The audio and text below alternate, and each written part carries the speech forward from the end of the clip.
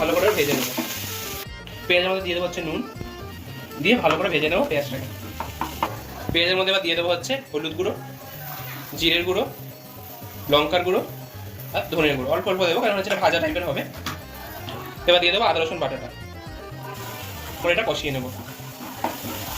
মশলাগুলো দিয়ে ভালো করে ভেজে নিয়েছি। এবার হচ্ছে একটু মশলাগুলো ভালোভাবে মিশে যাওয়ার জন্য সামান্য পরিমাণে জল দিয়ে দেবো, দিয়ে মশলাটা ভালো করে কষিয়ে নেবো। মশলা থেকে তেল ছেড়ে দিয়েছে। এবার হচ্ছে কুচনো যে বোয়াল মাছটা ভেজে রেখেছিলাম সেটা প্রথমে দিয়ে দেবো, তারপরে দিয়ে দেবো হচ্ছে বেগুন কুচানো ভাজাটা, দিয়ে এবার ভালো করে সব মিশিয়ে ভেজে নেবো।